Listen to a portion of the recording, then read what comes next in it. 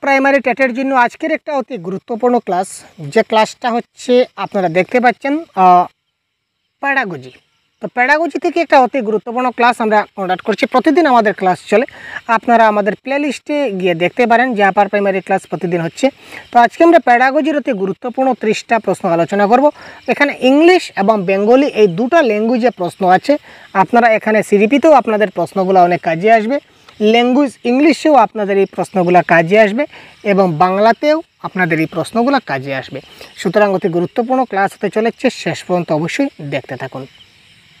ক্লাসে আমরা প্যাডাগজির অতি গুরুত্বপূর্ণ কিছু প্রশ্ন আলোচনা করব। তো প্রশ্নগুলো বাইলিঙ্গুয়ালে দেওয়া আছে আপনাদের, সেগুলো প্যাডাগজি যে সেকশন আছে, যেমন সিডিপি, ম্যাথমেটিক্স, সোশ্যাল সায়েন্স, অর্থাৎ যে কোনো সাবজেক্ট প্যাডাগজি হিসাবে আপনারা এগুলো ধরে নিতে পারেন। বাংলাতেও কিন্তু এই টপিকগুলো থেকে প্রশ্ন আসে, অতি গুরুত্বপূর্ণ প্রশ্ন, এবং এই সবগুলো কিন্তু প্রিভিয়াস ইয়ার কোয়েশন থেকে বাছাই করা প্রশ্ন। তো চলুন দেরি না করে আমরা আজকের মূল ক্লাসে চলে যাই। ভারতের বেশিরভাগ শ্রেণীকক্ষ হচ্ছে বহুভাষিক, ঠিক আছে? ভারতের বেশিরভাগ শ্রেণীকক্ষ বহুভাষিক। তো বহুভাষিক মানে কি? বহুভাষিক মানে হচ্ছে একটি ক্লাসরুমে অনেক ভাষাভাষী যখন ছাত্র থাকে, একটা ক্লাসরুমে যখন অনেক ভাষাভাষী ছাত্র থাকে তখন সেটাকে আমরা বহুভাষিক বলে থাকি। এবং এই যে বহুভাষিক ক্লাসরুম, এটা শিক্ষকের জন্য একটা সমস্যা, একটা সম্পদ, একটা বাধা, নাকি একটা বিরক্তকর? তো ভাষাভাষী থাকবে, এটাকে একজন শিক্ষক একটা রিসোর্স কিংবা একটা সম্পদ হিসাবে গ্রহণ করতে হবে। তো তার মানে কারেক্ট আনসার এখানে কী হবে? অপশন নাম্বার 2, সম্পদ হিসাবে এটা ধরে নিতে হবে। Mistakes and errors made by student, অর্থাৎ শিক্ষার্থীর দ্বারা করা ভুল এবং ত্রুটি। শিক্ষার্থীরা যে সমস্ত ভুল করে, শিক্ষার্থীরা ক্লাসে কিন্তু অনেক ভুল করে, সেটা আমরা জানি। তো শিক্ষার্থীরা যখন ভুল করবে তখন শিক্ষক এবং শিক্ষার্থীদের ব্যর্থতার ইঙ্গিত দেবে, নাকি তাদের চিন্তা ভাবনা বোঝার সুযোগ হিসাবে এটা দেখা উচিত, নাকি কঠোরভাবে মোকাবিলা করা উচিত, নাকি শিশুদের দুর্বল এবং অসামান্য হিসাবে দেখা উচিত? একজন শিক্ষক কী করে দেখবেন? শিক্ষার্থীরা যখন ভুল করে, তো দেখুন, ভুল বা এরর করা হচ্ছে বা মিস্টেক করা হচ্ছে একটা পজিটিভ ওয়ার্ড, কারণ আমরা প্রত্যেকে মানুষ মাত্রই কিন্তু ভুল হয়। যত সময় আমরা ভুল করবো না তত সময় কিন্তু আমাদের শিক্ষণটা কিন্তু সাকসেস হয় না বা সাফল্য অর্জন করে না।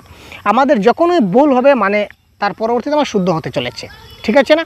তো এটা শিক্ষক এবং শিক্ষার্থী যে ব্যর্থতার ইঙ্গিত দেয় সেটা আমরা বলতে পারি না, কারণ আমরা ভুলের দ্বারা আমরা কখনো ব্যর্থ হই না। কঠোরভাবে মোকাবিলা সেটা হয় না। শিশুরা যখন ভুল করে তখন শিশুটাকে দুর্বল হয়ে যায়, মানে সে কিছু পারে না, এই ধরনের ব্যাপার মোটেই না। অর্থাৎ তার চিন্তা ভাবনা বোঝার একটা সুযোগ হিসাবে দেখা উচিত। অর্থাৎ should be seen as opportunity to understand their thinking, তাদের চিন্তা ভাবনাকে বোঝার একটা সুযোগ তৈরি করে দেয়। যেখানে অপরচুনিটি থাকবে সেটা হচ্ছে মোস্ট পজিটিভ ওয়ার্ড।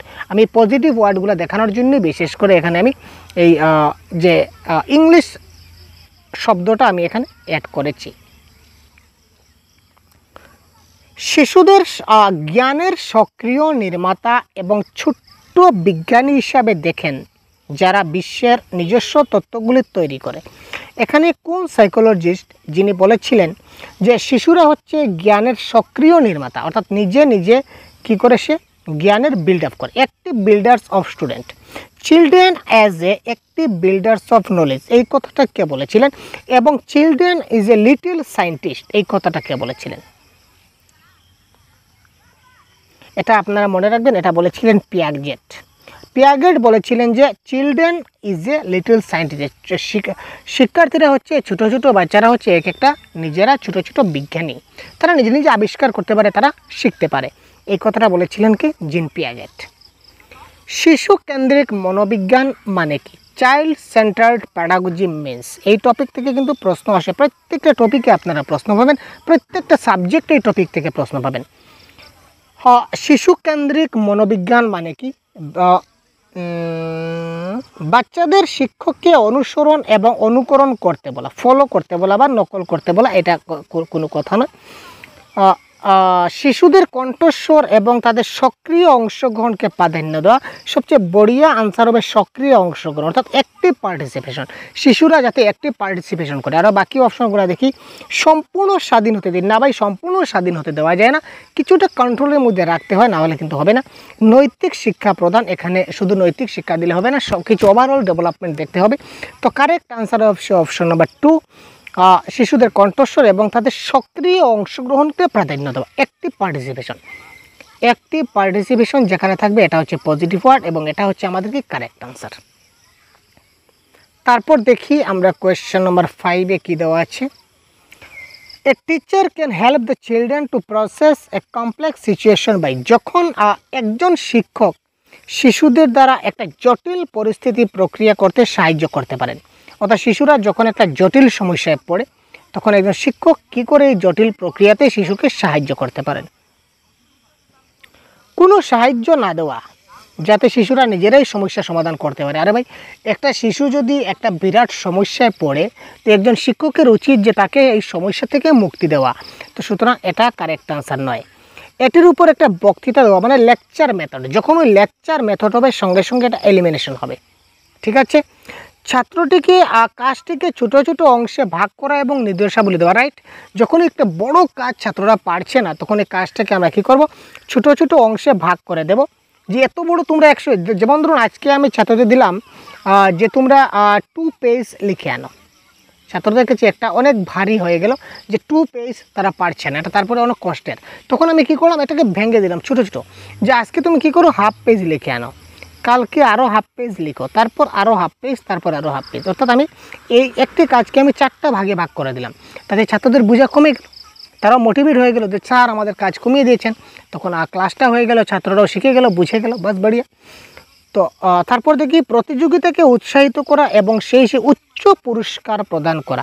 তো উচ্চ পুরস্কার আমরা প্রদান করতে পারি না শিশুদের, কারণ অনেক হাই দামি জিনিস যদি আমরা পুরস্কার করি তাহলে পুরস্কারের টাকাটা আমাকে দেবে কি, আর প্রতিদিন তো পুরস্কার দেওয়া সম্ভব হবে না, তাই না। তো সুতরাং উচ্চ পুরস্কার সেটা নেগেটিভ ওয়ার্ড, বক্তৃতা ক্যান্সেল, কোনো সাহায্য না করা ক্যান্সেল। তো কারেক্ট আনসার ছোটো ছোটো অংশে বিভক্ত করা এবং নির্দেশাবলী দেওয়া। ক্লিয়ার। তারপর দেখি কোয়েশ্চেন নাম্বার 6।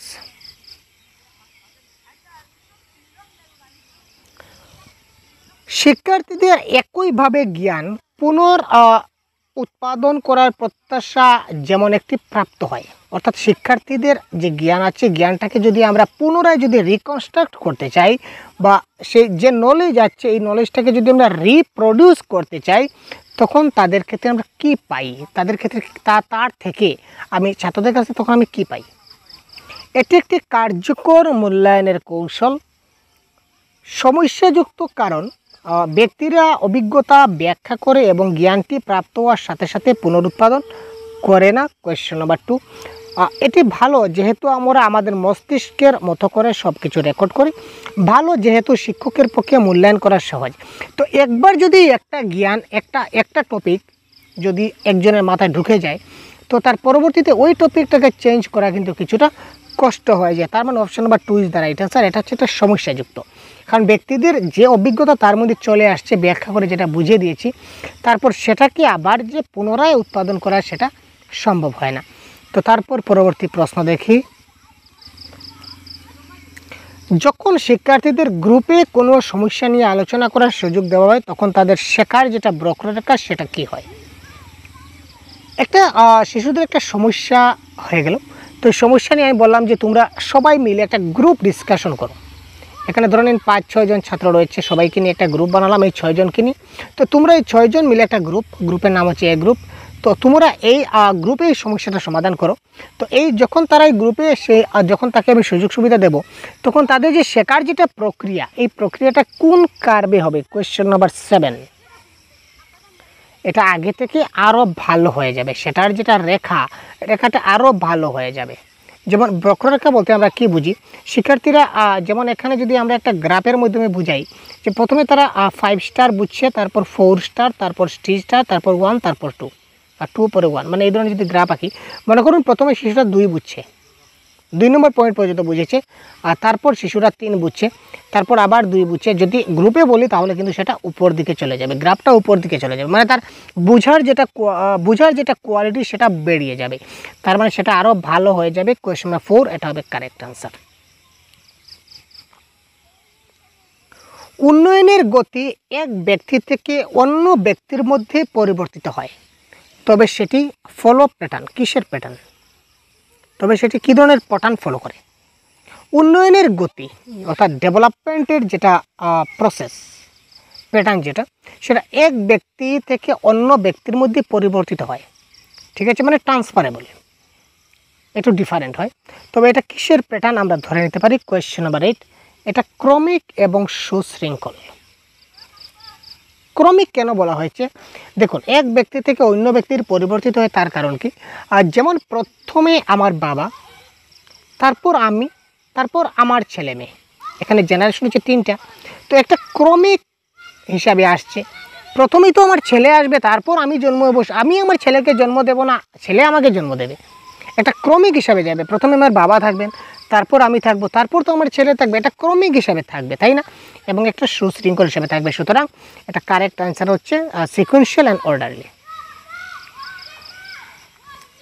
নিম্নলিখিতগুলির মধ্যে কোনটি উন্নয়ন সম্পর্কে সঠিক, অর্থাৎ ডেভেলপমেন্ট সম্বন্ধে নিচের কোনটি সঠিক? Question number 9 socio cultural context উন্নয়নে গুরুত্বপূর্ণ ভূমিকা পালন করে, বিলকুল করে। উন্নয়ন একমাত্রিক না ভাই, ডেভেলপমেন্টটা ইউনি ডাইমেনশনাল নয়, এটা হচ্ছে মাল্টি ডাইমেনশনাল। উন্নয়নটা বহুমাত্রিক, উন্নয়নটা বিচ্ছিন্ন মোটেই না, উন্নয়নটা তো বিচ্ছিন্ন হয় না। উন্নয়ন শুরু হয় এবং জন্মের সময় শেষ হয়। আর ভাই ডেভেলপমেন্ট জন্মের সময় শেষ হয়ে যায় কি? জন্ম থেকে সেটা তো শুরু হয়, অম টু টম ডেভেলপমেন্টটা মায়ের গর্ভ থেকে শুরু হয় এবং একদম আজীবন পর্যন্ত চলতে থাকে, তো এটাও ক্যান্সেল। তো option 1 is the right answer of this question. ব্যক্তিরা কেন একে অপরের থেকে আলাদা? আমরা যেটা ইন্ডিভিজুয়াল ডিফারেন্সেস যেটা আমরা পার্থক্য পড়েছিলাম, ইন্ডিভিজুয়াল ডিফারেন্সেস যে চ্যাপ্টারটা পড়েছিলাম, তো এখানে এই প্রশ্নটা ইনক্লুড আছে। যেমন ব্যক্তিরা কেন একে অপরের থেকে আলাদা? আমরা প্রত্যেকজন ব্যক্তি কিন্তু একজন থেকে আরেকজন কিন্তু আমরা আলাদা। এটা জন্মগত বৈশিষ্ট্যের কারণে, বংশগত এবং পরিবেশের মধ্যে পারস্পরিক সম্পর্কের কারণে, কারণ প্রত্যেক ব্যক্তি তার পিতামাতার কাছ থেকে ভিন্ন ভিন্ন জিন সেট পেয়েছে, না পরিবেশের প্রভাবের কারণে। কোয়েশ্চন নাম্বার 10 এটা বংশগতি এবং পরিবেশের উভয়ের কারণে, বংশগতির কারণে হতে হবে এবং পরিবেশ, এই দুইটার কারণে, দুইটার মেলবন্ধনে কি হয়, একজন ব্যক্তি আরেকজন ব্যক্তি থেকে আলাদা হয়। Heredity into environment. শিশুর সামাজিকীকরণে পরিবার কী ধরনের ভূমিকা পালন করে? এটা উত্তেজনাপূর্ণ, প্রাথমিক, মাধ্যমিক নাকি গুরুত্বপূর্ণ নয়? কোয়েশ্চন 11 দেখুন, পরিবার বা ফ্যামিলি, পরিবার কা ফ্যামিলিকে বলা হয় কি? Family plays an primary role, বা family is a primary agent of socialisation. Family হচ্ছে সোশ্যালাইজেশন একটা প্রাথমিক সংস্থা, সুতরাং প্রাথমিক বা প্রাইমারি হচ্ছে এখানে কি কারেক্ট আনসার। নিম্নলিখিতগুলির মধ্যে কোনটি সঠিকভাবে জোড়া মিলিত? আচ্ছা,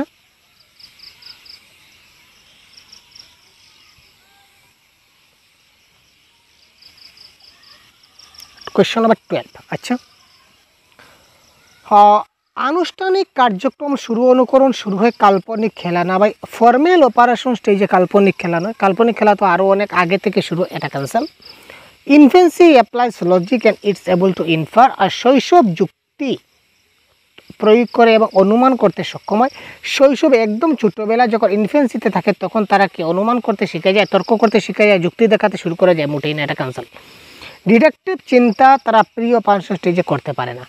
তো কনক্রিট অপারেশনাল স্টেজে শিশুরা কী করতে পারে? ক্লাসিফাই করতে পারে, শ্রেণীবদ্ধ করতে পারে। সুতরাং option number 4 is the right answer. একটি শিশু বলে কাপড় রোদে দ্রুত শুকিয়ে যায়, তিনি এটি বুঝাতে দেখাচ্ছেন এটা শিশুর কী ধরনের চিন্তাধারা? এখানে একটা শিশু কী ধরনের চিন্তা করেছে যার কারণে হ্যাঁ বলতে পারেছে যে কাপড় রোদে খুব তাড়াতাড়ি শুকিয়ে যায়? এটা কোজ এবং এফেক্ট, কারণ এবং প্রভাব, এটাতে কারণ আছে, কাপড় তাড়াতাড়ি শুকায় এবং সেটা কিসের প্রভাবে শুকায়? এই যে রোদের তাপে সেটা শুকায়, অর্থাৎ একটা প্রভাব পড়ে, এফেক্ট পড়ে।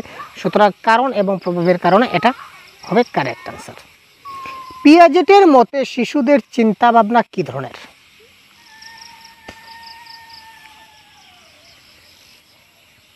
According to পিয়াগেট, children thinking differs kind and amount, অর্থাৎ অপশন নাম্বার 2 হবে রাইট অ্যান্সার। নিচের কোনটি ভাড়ার করার উদাহরণ? স্ক্যাফোল্ডিং, স্ক্যাফোল্ডিংয়ের উদাহরণ। স্ক্যাফোল্ডিং মানে বুঝতে পারছেন, ভাড়ার মানে হচ্ছে সহযোগিতা করা, ঠিক আছে। শিক্ষার্থীদের অনুপ্রেরণামূলক বক্তৃতা দেওয়া, কোয়েশ্চন 15। আরে ভাই, বক্তৃতা দেওয়া, এখানে কেউ যদি একটা বিপদে ফেসে যায় তখন তাকে একটু ধাক্কা দিয়ে বিপদ থেকে পার করে দেওয়া হচ্ছে স্ক্যাফোল্ডিং, তো এটা হচ্ছে না। প্রশ্নকে উৎসাহিত না করে ব্যাখ্যা প্রদান করা, সেটাও কোনো কথা নয়। উভয় উপাদান এবং অউপাদান পুরস্কার প্রদান, এটা হচ্ছে না। তো কারেক্ট আনসার হচ্ছে giving, promote and clue and asking question, এটা ক্রিটিক্যাল জাকচার, অর্থাৎ সেখানে একটা সমস্যায় পড়েছে, তাকে কী করতে, একটু ক্লু দিয়ে দিন, যেটা করে সে এই ক্লুর মাধ্যমে সে সমস্যার সমাধান করতে পারে। তাকে একটা সংকেত দেওয়া, স্ক্যাফোল্ডিং মানে একটা সংকেত দিলাম, এবং সমালোচনামূলক সন্ধিক্ষণে প্রশ্ন জিজ্ঞাসা করা যে এরপর তুমি কি করবে বা কী করে তুমি সংকেত দিলাম যাতে সে সমস্যা থেকে বেরিয়ে যেতে পারে। কোয়েশ্চন নাম্বার 4 এই ক্ষেত্রে কারেক্ট আনসার। তো ভাইগোটস্কির মতে শিশুরা শিখতে পারে কিসের মাধ্যমে শিখতে পারে? Question number 16। ভাইগোটস্কি কোন কথা বলেছিলেন? ভাইগোটস্কি কিন্তু সমাজ নিয়ে কথা বলেছিলেন, সোশিয়াল নিয়ে কথা বলেছিলেন, সোশিয়াল ইন্টারেক্টিকের নিয়ে কথা, সোশিয়াল ইন্টারেক্ট, সামাজিক মিথস্ক্রিয়া, ঠিক আছে। তো এখানে অপশন নাম্বার 3 হবে correct answer. By interacting with adult and peer, বয়স্কদের সঙ্গে এবং সহকর্মীদের সঙ্গে মিথস্ক্রিয়া করে শিশুরা এখানে শিখতে পারে, অ্যাকর্ডিং টু ভাইগোটস্কি। কোহলবার্গের মতে দেওয়া হচ্ছে, কোহলবার্গ কিসের ধাপ দিয়েছিলেন? কোহলবার্গের শারীরিক বিকাশের ধাপ দিচ্ছিলেন, পর্যায়ে দিচ্ছিলেন, না মানসিক না নৈতিক? তো আমরা জানি যে মোরাল ডেভেলপমেন্ট থিওরি যেটা দিয়েছিলেন কোহলবার্গ। তো কোহলবার্গে কী দিয়েছিলেন? মোরাল ডেভেলপ মানে stages of moral development theory দিয়েছিলেন কে? আমাদের কোহলবার্গ। ক্লিয়ার ভাই? নিম্নলিখিত পরিস্থিতিগুলির মধ্যে কোনটি একটি শিশু কেন্দ্রিক শ্রেণীকক্ষে চিত্রিত? মানে শিশু কেন্দ্রিক শ্রেণীকক্ষ বলতে নিচের আমরা কোনটা বুঝাই? কোয়েশ্চন নাম্বার 18 আমরা একটু দেখব। এমন একটি ক্লাস যেখানে পাঠ্যপুস্তক একমাত্র সংস্থান। না ভাই, পাঠ্যপুস্তক যদি একমাত্র সম্বল হয় তাহলে সেটা শিশু কেন্দ্রিক হলো কি করে? সুতরাং এটা শিশু কেন্দ্রিক নয়, ঠিক আছে। ক্লাসে পুরস্কার এবং শাস্তি প্রদান, কখনো আমরা শাস্তি প্রদান করতে পারি না, ছাত্রদের মুখস্থ করতে বলি না। অপশন নাম্বার 3টা ক্যান্সেল। তো আলটিমেটলি অপশন নাম্বার 2টাই হবে correct answer. Option number A কি বলেছে? এখানে দেখুন একটা কথা মনে রাখবেন, কিছু নেগেটিভ পজিটিভ ওয়ার্ড জানা প্রয়োজন আছে। এখানে দেখুন একমাত্র, যখনই একমাত্র থাকবে তখনই আপনারা অপশনটা কাটবেন। মুখস্থ করা যখন থাকবেন তখন কাটবেন, আর শাস্তি যখন দেখবেন তখন কাটবেন। তো অপশন তো 3টা কাটা গেল, তার মানে অপশন নাম্বার 2 কারেক্ট আনসার। একটি ক্লাস যেখানে শিক্ষার্থীরা দলে দলে বসে থাকে এবং প্রতিটি গ্রুপে যাওয়ার জন্য পালা করে, ঠিক আছে। ক্লিয়ার? প্রত্যেকটা দলে দলে ভাগ করবে এবং সময় বিশেষে কী হবে? দলটা পরিবর্তিত হবে, ওই দলের ব্যক্তি অন্য দলে যাবে, অপর দলের ব্যক্তি অপর দলে যাবে। ক্লিয়ার? তো এইভাবে যদি একটা ক্লাসরুম সজ্জিত থাকে তাহলে সেটা আমরা বলতে পারি এটা হবে child centric education, child centric classroom বলতে পারি। আচ্ছা, বুদ্ধিমত্তা মানে কি? ইন্টেলিজেন্স ইজ, বুদ্ধিমত্তা কি? বুদ্ধিমত্তা হচ্ছে সেট অফ ক্যাপাবিলিটিস, এটা হচ্ছে সক্ষমতার একটা সেট। তার কতটুকু ক্যাপাবিলিটি রয়েছে, ধারণ ক্ষমতা তার কতটুকু রয়েছে, এটা কে স্থির করে? ইন্টেলিজেন্সে স্থির করে বা বুদ্ধিমত্তা স্থির করে। প্রারম্ভিক শৈশব ভাষা বিকাশের জন্য ড্যাশ সময়কাল। Early childhood is dash period for language development. এটা কারেক্ট আনসার কী হবে? Question number 20। এটি একটা সংবেদনশীল সময়। আর্লি চাইল্ডহুড এটা একটা খুব সেন্সিটিভ পিরিয়ড, ভাষা শেখার জন্য এটা একটা খুব সংবেদনশীল সময়, কারণ এই সময় শিশুরা কিন্তু তাদেরকে খুব ভালো করে দিতে হবে যাতে করে সে জিনিসটা গ্রহণ করতে পারে। ভাষা শিক্ষা বা ল্যাঙ্গুয়েজ ডেভেলপমেন্টের ক্ষেত্রে এই সময়টা খুব একটা সেন্সিটিভ সময়। শিক্ষক ছেলেদের একটি সহশিক্ষা ক্লাসে মন্তব্য করলেন, ছেলে হও এবং মেয়েদের মতো আচরণ করো না। বাহ, শিক্ষক কী করলেন, একটা ক্লাসে গিয়ে বলেন যে তুমি ছেলে হও আর মেয়েদের মতো আচরণ করো, এটা কী ধরনের কথা। তো এই মন্তব্যটা বলতে আমরা কি বুঝি, টিচার কি এখানে রিমার্কস করতে চলেছেন। কোয়েশ্চন নাম্বার 21, এটি ছেলে ও মেয়েদের সাথে আচরণ করা একটা ভালো উদাহরণ না, এরকম কোনো কথা তো এখানে আমরা দেখতে পাচ্ছি না, সুতরাং এটা এখানে ক্যান্সেল। এটা হচ্ছে কি স্টেরিওটাইপিক্যাল আচরণ, বৈষম্যের একটা ডিসক্রিমিনেশন এখানে করছেন। ছেলে ও মেয়ের সঙ্গে তিনি স্টেরিওটাইপিক্যাল বিহেভিয়ার করছেন, যে ছেলে হও আর মেয়ের মতো ব্যবহার করো, এটা কী ধরনের কথা। তার মানে এখানে তিনি স্টেরিওটাইপ করছেন, সুতরাং option number 2 is the right answer. ঠিক আছে, এখানে জৈবিক শ্রেষ্ঠত্ব কোনো কথা বলে না, বর্ণ বৈষম্যের কথা কিছু বলা হয়নি, সুতরাং এখানে তিনি ডিসক্রিমিনেশন করছেন, রিফ্লেক্ট করছেন। আচ্ছা, মূল্যায়ন কি, ওয়া বহুত বড়িয়া কোয়েশ্চন বাই অ্যাসেসমেন্ট কি, বাহ। কোয়েশ্চন নাম্বার 22, মূল্যায়নের দ্বারা কি প্রতিযোগিতামূলক মনোভাব, না ভাই, উত্তেজনা বা চাপ সৃষ্টি করি, আরে কী ধরনের কথা ভাই। শিশুদের লেবেল করা বা ক্যাটাগরাইজ করা, মোটেই না কার্টুন। মূল্যায়নের মাধ্যমে শিশুরা কতটুকু শিখতে পেরেছে, কতটুকু বুঝতে পেরেছে, এটা আমরা কী করি, এটা আমরা একটা মেজারমেন্ট করি, পরিমাপ করি এবং যার পরে তার পরবর্তী শিক্ষা দিই। ইট is a way to improve learning. মূল্যায়নের ফলে তার শিক্ষার উন্নত করা যায়। উন্নত কী করে করি, আপনারা বলেন যে স্যার ও মূল্যায়ন লইলাম তারপর সেটা উন্নতি কী করে হলো। আমি যখন মূল্যায়ন নেব তখন আমি বুঝতে পারবো। তো যেমন আমি যদি আপনাদের মক টেস্ট নেই, মক টেস্ট নিয়ে আমি যদি একটা ব্যবস্থা নেই, যে মক টেস্ট আমি নিলাম আপনারা 10 জনের, ধরে নিন আপনারা আমার ক্লাসে ক্লাস করছেন প্রতিদিন, আমি 10 জনের একটা প্রাইভেট মক টেস্ট নিলাম। তো এই 10 জনের আমি সম্পূর্ণ পেপারটা অ্যানালাইজ করলাম বা মক টেস্টের আনসারগুলো অ্যানালাইজ করলাম, দেখলাম যে 10 জনের মধ্যেই আপনাদের যে মূল্যায়ন থেকে যে প্রশ্ন দিয়েছিলাম, আপনারা 10 জনের মধ্যে 8 জনে কিন্তু এই মূল্যায়নের প্রশ্ন থেকে ভুল করেছেন। এটা আপনারা 8 জনের কিন্তু কারেক্ট আনসার হয়নি মূল্যায়ন টপিক থেকে। তার মানে আমাকে কি করতে হবে, মূল্যায়নটা আপনাকে আরেকবার বোঝাতে হবে। আপনাদেরকে মূল্যায়ন টপিকটা আরেকবার খুব অন্য একটা সিস্টেমে আপনাদেরকে বোঝাতে হবে, যাতে করে আপনারা বুঝতে পারেন এবং পরবর্তী মূল্যায়নে যাতে মূল্যায়ন থেকে প্রশ্ন আসলে আপনারা কারেক্ট করতে পারেন, অর্থাৎ আপনাদের যেটা শেখার উন্নতি যেটা সেটা ভালো হতে পারে। ক্লিয়ার? নিম্নলিখিত বিবৃতিগুলির মধ্যে কোনটি অন্তর্ভুক্তিকে সর্বোত্তমভাবে বর্ণনা করে, অর্থাৎ ইনক্লুশনকে কীভাবে ডেসক্রাইব করা হয়। কোয়েশ্চন নাম্বার 23, যে শিশু একবারে শিখতে পারে না, ইনক্লুশনে কি বলা হচ্ছে, যে সবাই যাতে ইনক্লুড থাকে। তো এখানে বলেছে একবারে শিখতে পারে না, সুতরাং সেটা কখনো সম্ভব নয়। স্পেশাল গিফট তাকে দেওয়া যাবে না। It is a philosophy that special children are a special gift of God, না ভাই সে ধরনের কোনো কথা না। সেগ্রিগেট, আমরা শিক্ষকদের children need to be segregate, অর্থাৎ শিশুদের ক্ষমতা অনুযায়ী পৃথক করা প্রয়োজন, মোটেই না। তো কারেক্ট আনসার হবে এটা একটা ফিলোসফি বা দর্শন, যে সমস্ত শিশুদের একটি নিয়মিত স্কুল ব্যবস্থার সমান শিক্ষা পাওয়ার অধিকার রয়েছে। তো ইনক্লুশনে কি বলেছে, সবার জন্য সমান শিক্ষা, সবার জন্য সমান ব্যবস্থা, এমন একটা শিক্ষা ব্যবস্থা হোক, এমন একটা সিস্টেম হোক যেখানে সবাই সমানভাবে অংশগ্রহণ করতে পারে। সুতরাং এটা কারেক্ট আনসার হচ্ছে অপশন নাম্বার 2।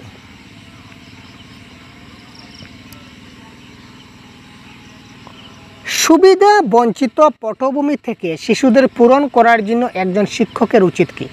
যে সকল ছাত্ররা সুবিধা বঞ্চিত, ঠিক আছে, যা সুবিধা মানে পাচ্ছে না, তাদের চাহিদা পূরণ করার জন্য একজন শিক্ষকের কি করা উচিত। কোয়েশ্চন নাম্বার 24, তাদের সম্পর্কে আরও জানার চেষ্টা করা উচিত এবং ক্লাস আলোচনায় অংশগ্রহণ, তাদের আলাদাভাবে বসতে, আরে ভাই যারা বঞ্চিত তাদেরকে আলাদাভাবে বসতে উঠি না, তাদের উপেক্ষা করা যাবে না, শুধুমাত্র লিখিত কাজ দিলেই চলবে না, তাদের যে সমস্যা সম্বন্ধে আরও জানার চেষ্টা করতে হবে এবং তাদের ক্লাসে আলোচনায় জড়িত করতে হবে, ইনক্লুড করতে হবে, ইনক্লুসিভ করতে হবে, ইনক্লুশন করতে হবে।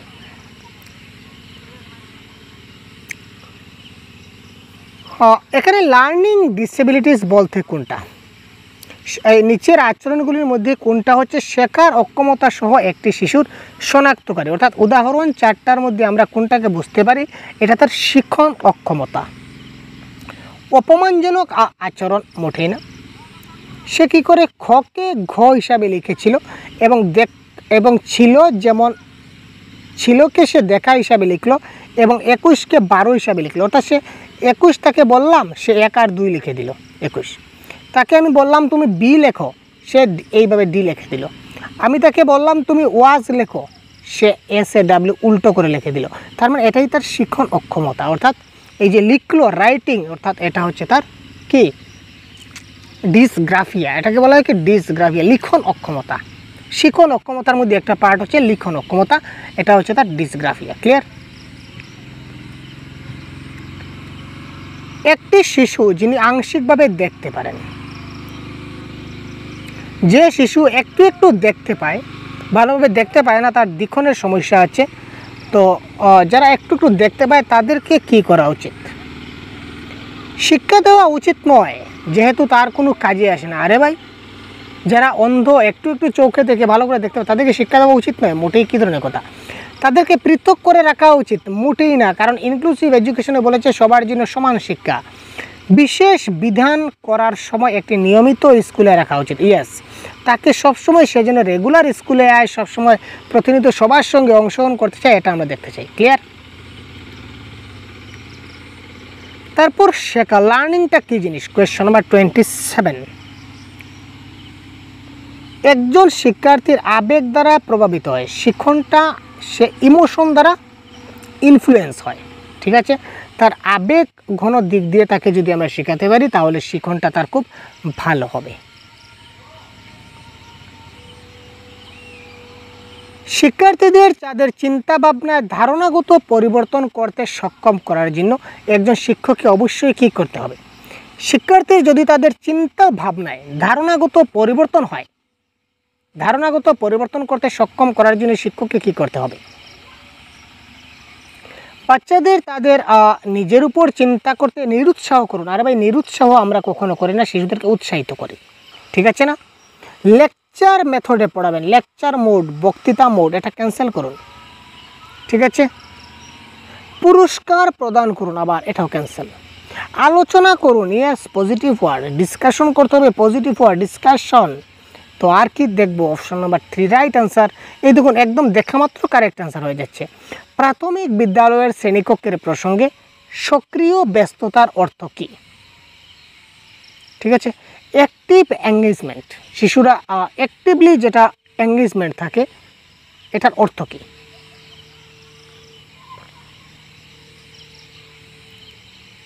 শিশুরা যখনই একটা বিষয়ে ইনকোয়ারি করবে বা প্রশ্ন করবে বা ডিবেট করবে, তখন তারা কী করবে? অ্যাক্টিভ মুখস্থ করা। এই দেখুন, মুখস্থ করা, এটা কী করুন? এটা ক্যান্সেল করুন, নেগেটিভ ওয়ার্ড। শিক্ষকের দেওয়া উত্তরগুলি অনুলিপি করা, অনুলিপি মানে কি? কপি করা, কপি পেস্ট করা মানে নকল করা। তো নকল করা আমাদের প্যাডাগজিতে নেই, ক্যান্সেল। এখানেও দেখুন দেওয়া আছে কি? কপি করা, অনুকরণ করা বা অনুলিপি করা। অনুলিপি মানে কি? কপি করা বা নকল করা, এটা ক্যান্সেল। ছাত্রদেরকে কখনো আমরা নকল করা শেখাই না, বা দেখে দেখে লিখে নাও, এই ধরনের কখনো শেখাই না। তার মানে এখানে দেখুন কপি করা, মেমোরাইজিং করা বা রিকল করা, রিসাইটিং করা, এই সবগুলো হচ্ছে নেগেটিভ ওয়ার্ড, এটা ক্যান্সেল। তো তার মানে অপশন নাম্বার 20 দ্বারা এটা আনসার। ইনকোয়ারি, কোয়েশ্চনিং এবং ডিবেট। একটা শিশু যত বেশি ইনকোয়ারি করবে, যত বেশি প্রশ্ন করবে, যত বেশি ডিবেট করবে, সে তত ভালো শিখতে পারবে, তত ভালো জিনিসটা বুঝতে পারবে, কারণ জানার ইচ্ছা জিজ্ঞাসা। শিশুরা যখন কোনো ক্রিয়াকলাপে অংশ নেয় তখন তারা সবচেয়ে সৃজনশীল হয় কিসের জন্য? Question number 30। অন্যের সামনে ভালো করার জন্য চাপের মধ্যে, শিশুদের মধ্যে চাপ থাকে না, শিক্ষকদের ধমক থেকে বাঁচতে শিক্ষার্থীরা সৃজনশীল হয় না। কারণ আমরা বলেছি যে শিক্ষক এবং ছাত্রের সঙ্গে সম্পর্কটা বন্ধুত্বপূর্ণ সম্পর্ক হতে হবে, যাতে করে শিক্ষকরা ধমক দেয় সেটা কোনো কথা নয়, পুরস্কার সেটা না, আগ্রহের জন্য, ইন্টারেস্ট। শিশুরা যখন ওই ইন্টারেস্টের মাধ্যমে, তাদের আগ্রহের মাধ্যমে যখন তারা কোনো কিছু শিখবে, যখন কোনো কাজ করবে, তখন তারা কী হবে? সৃজনশীল হয়ে যাবে। ক্লিয়ার? তো আজকের এই 30টা প্রশ্ন আমরা খুব শর্টকাটে বুঝিয়ে দিলাম। পরবর্তী সময় এই ধরনের আরও অনেকগুলো ক্লাস আপনারা দেখতে পাবেন। তো যদি আপনারা এই সবগুলো ক্লাসের PDF পেতে চান বা মক টেস্ট পেতে চান, তাহলে প্লে স্টোর থেকে এই সহজগুরু অ্যাপটা আপনারা ডাউনলোড করে নেবেন। প্লে স্টোর থেকে সহজগুরু অ্যাপটা ডাউনলোড করলে আপনারা এখানে সবগুলো ডিটেলস পেয়ে যাবেন। ক্লিয়ার? তো আজকের ক্লাস এই পর্যন্ত বিদায় নিচ্ছি, পরবর্তী ক্লাসে আবার কথা বলবো। ধন্যবাদ, জয় হিন্দ।